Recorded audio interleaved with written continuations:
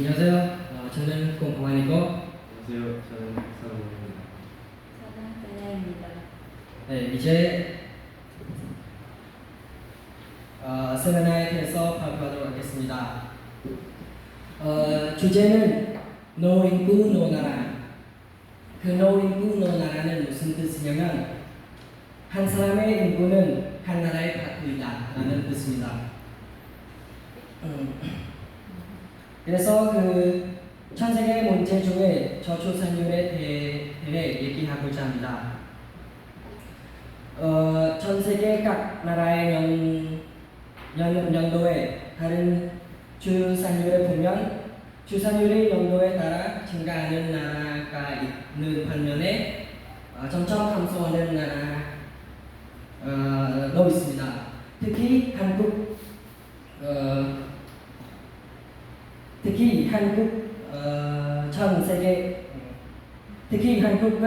전 세계에서 출산율이 0.7% 즉 최저로 낮습니다. 국가의 출산율이 낮으면 그 나라는 멸종될 수 가능성이 있습니다. 그리고 국가가 불황화 사회로 변할 수도 있습니다. 그러므로 각 국가들은 이 문제에 주목할 필요가 있습니다. 하지만 이런 저출산율은 주범은 무엇일까요? 그래서 한국 저출산율의 원인을 맞는데 그 중에 몇 가지 가져왔습니다. 첫 번째는 양육비 또는 젊은 시대의 의식 변화 그리고 불안정한 사회 경제 활동 특히 여성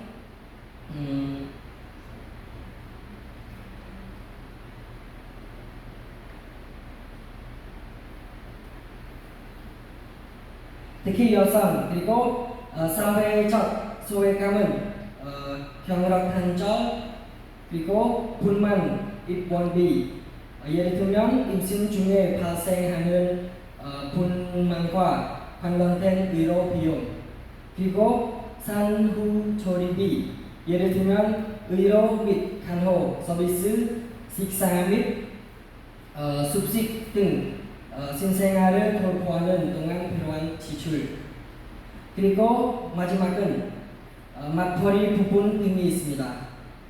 최초의 산율인 한국의 경우는 저출산율은 해결하기 위한 대책은 무엇일까? 그래서 우리가 찾아본 것 중에서 대표적인 몇 가지를 이야기해 보겠습니다.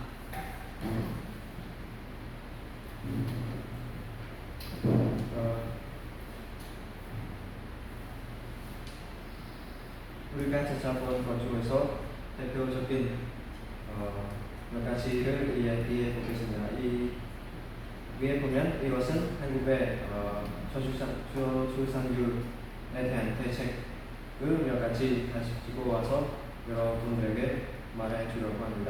첫 번째는 출생부터 아동의 건강한 성장 지원, 말 그대로 태어날 때부터 성장할 때까지 지원을 해주는 것입니다. 그리고 두 번째, 아이와 함께 하는 일 생활 균형. 이것은 하나의 예를 들면 임금 삭감 없이 육아하기, 근로시간 1일 1시간 단축, 육아휴식 포함 최대 1년 사용, 임금 100% 지원. 이 말은 만약에 여성이 임신하면 아이를 돌봐야 되는데 그 취직하는 날에 하루에 1시간씩 줄어줘서 아이를 돌볼 수 있는 시간을 늘어나게 해주는 것입니다. 그리고 임신 기간에는 1년 동안 쉴 수 있게 해주는 거고 100% 비용은 지원해주는 제도입니다. 그리고 세 번째, 모든 아동과 가족에 대한 자녀 얻는 지원. 하나의 예는 한부모 양육비 지원액 확대. 가정 중에서 부모가 한 명이 있는 가정이 있습니다. 그 가정에게 지원을 해주는 것입니다. 그리고 평등한 주거를 지원하는 신혼부부 주거 지원, 예를 들면 임차 가구 주거비 지원. 이 말은 그 신혼부부가 주택을 소유하지 않고 예를 들면 가구 또는 집을 임대해서 쓰는 그런 가정에게 주거비 비용을 지원해 주는 것입니다. 그리고 마지막 5번 고용적 가족 문화 조성. 이 말은 사회적인 다양성을 인정하고 서로 다른 가족 형태와 가족 구성원을 고용하며 모든 가족들이 동등하고 존중받을 수 있는 환경을 조성해주는 그런 제도입니다. 그래서 예를 들면 한부모 자녀 1인당 아동養育비 지원 확대해주는 것입니다. 그래서 한국의 제도 중에서 여러 가지가 있었지만 우리가 그 중에서 몇 가지 위에 나온 것처럼 그 5가지만을 가지고 와서 얘기했습니다. 그런데 한국은 이런 제도들이 많이 있지만 그럼에도 불구하고 그 한국의 출산율이 아직까지 최저로 낮습니다. 그래서 우리가 이 문제에 대해서 생각해 봤는데, 그래서 우리가 생각해낸 몇 가지 의견 또는 주장을 있는데 이제부터 여러분들과 같이 나누겠습니다.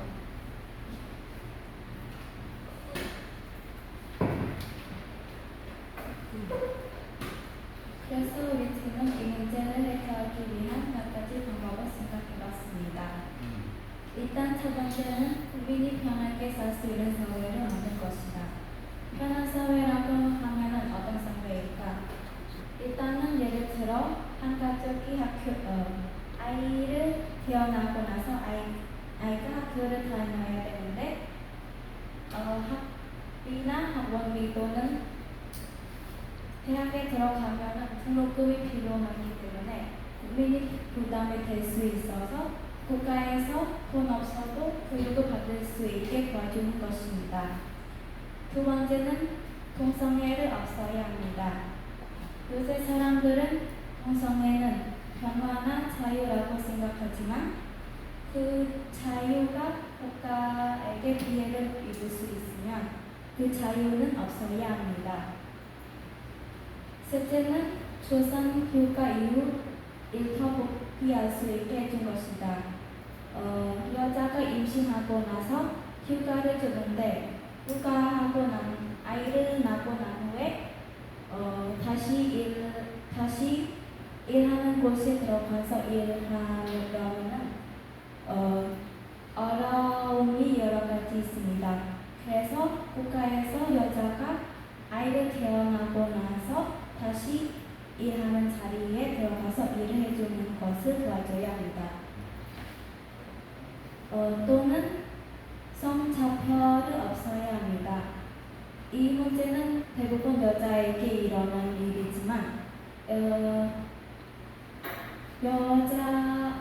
여자라서 결혼하고 나서 아이를 낳을 수 있기 때문에 회사에 들어가서 일을 할 수 없게 하는 경우가 있습니다. 그래서 아무리 여자라는 이유로 너가 결혼하고 나서 아이를 낳아도 다시 여자는 이유로 일을 못하게 하는 것은 아닌 것 같습니다. 그리고 5번째는 복음이 필요하다.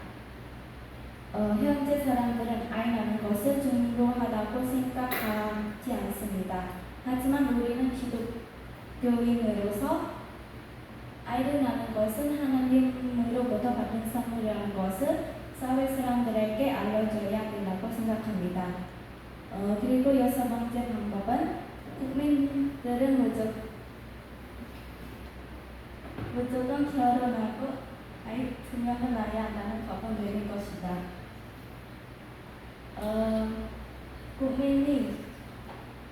이것은 국민의 개인 결정이지만 나라에서 저출산 문제를 예방하기 위해 이런 법은 있어야 합니다. 그 다음 마지막으로는 고아원을 지원하고 늘린 것입니다. 부모를 잃어버린 아이들을 위해 다른 평범한 아이들처럼 교육받을 수 있게 해주고 그 아이들 성장해서 그 가정을 이루고 자녀를 낳을 수 있도록 국가는 고아원을 늘리고 지원을 해줘야 합니다. 이것들은 우리 팀에 생각하는 이 문제를 해결하는 방법입니다. 우리의 의견은 전 세계에서 출산 문제에 도움이 될 수 있는지 모르겠지만 이 문제에 대해서 전 세계가 고려해 보면 도움이 될 거라고 우리 팀은 생각합니다. 이상입니다.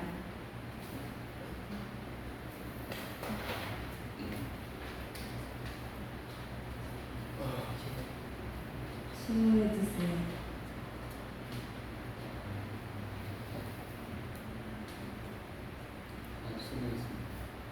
혹시 그 처음 페이지 넘겨줄 수 있어요? 네,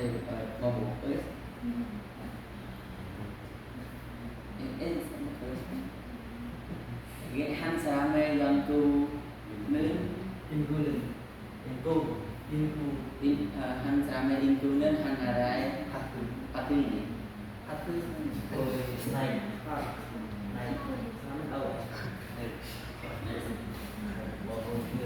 여기에서 무슨 뜻인지 설명해 줄 수 있나요? 한 사람 인구는 한 나라의 파트. 여기서 우리가 말하고 싶은 것은 한 나라 안에서 인구가 들어가는데 그 인구의 한 명이 그 나라를 이룰 수 있는 한 파트, 한 부분이라는 뜻입니다.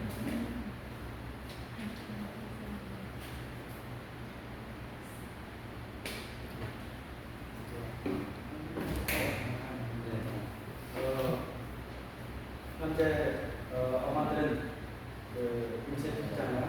그래서 직장에서 일할 수 없잖아요. 만약에 집에서 온라인으로 일할 수 있나요? 그런 시스템도 있나요?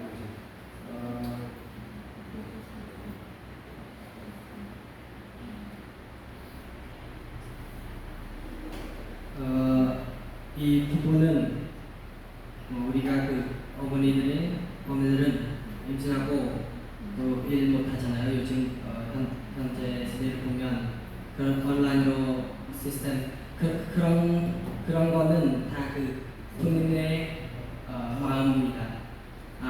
나는 다시 만약에 우리의 만약에 제도 아까 주장한 것처럼 만약에 그런 제도 있었으면은 그 엄마가 다시 자기가 하고 있는 일을 다시 계속할 수 있고, 근데 뭐 지금 현재를 보면 아직은 그런 우리가 주장하는 것처럼 없으니까 뭐 그런 거는 뭐 아까 상에서 물어보는 뭐 온라인으로 일할 수 뭐 그런 물건 판매하는 것처럼 그거는 할 수 있습니다. 왜냐면 그거는 본인의 먹기 살기 위해서 일을 하니까 그렇게 할 수 있습니다.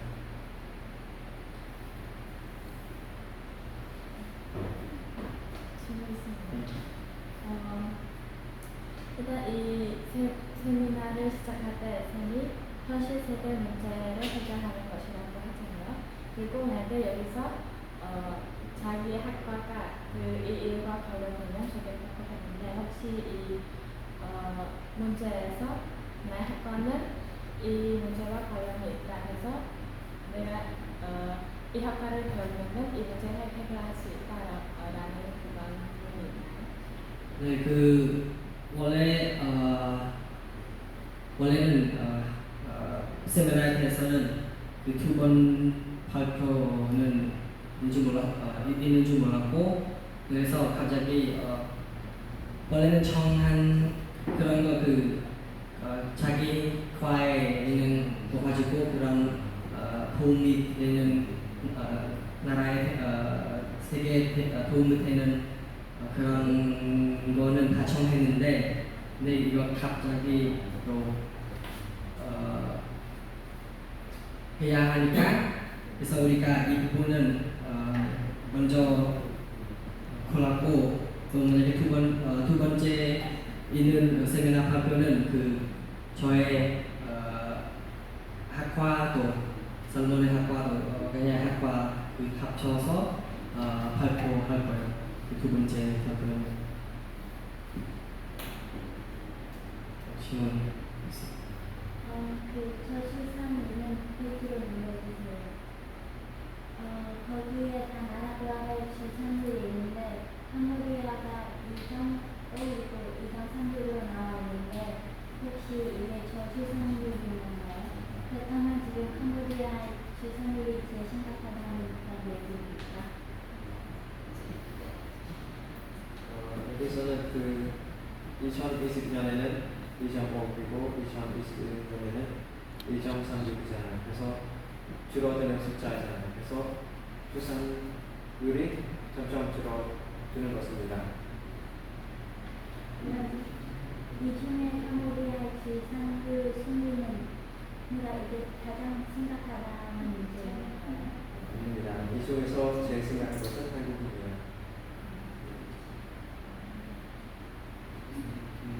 무슨 것에 대해서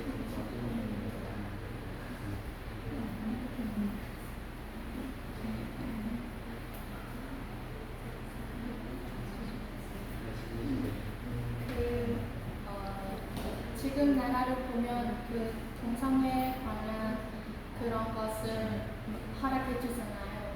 법에서 들어가고. 그래서 만약에 만약에 복음을 전하면 동성애자들이 우리가 법을 위반할 수 있다고 생각하잖아요. 그래서 법을 위반할 수 있다고 생각해서 정부한테나 법한테 가서 신고하잖아요. 그럴 때는 어떻게 처리하는지.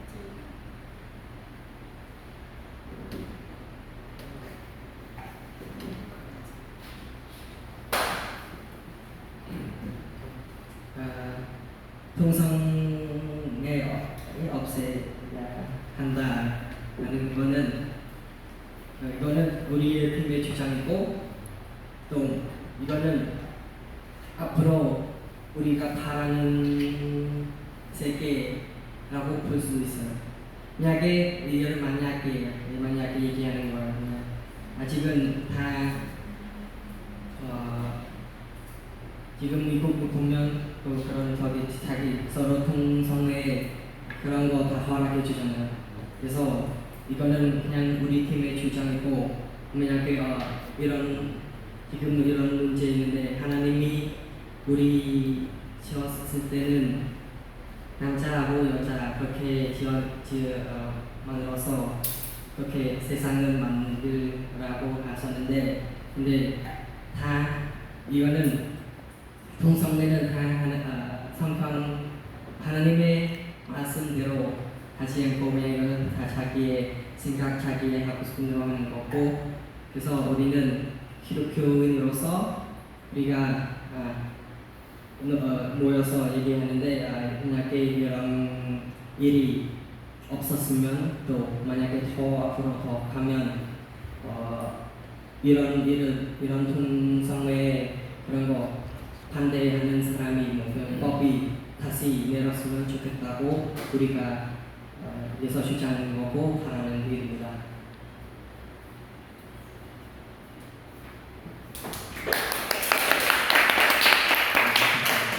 수고하셨습니다.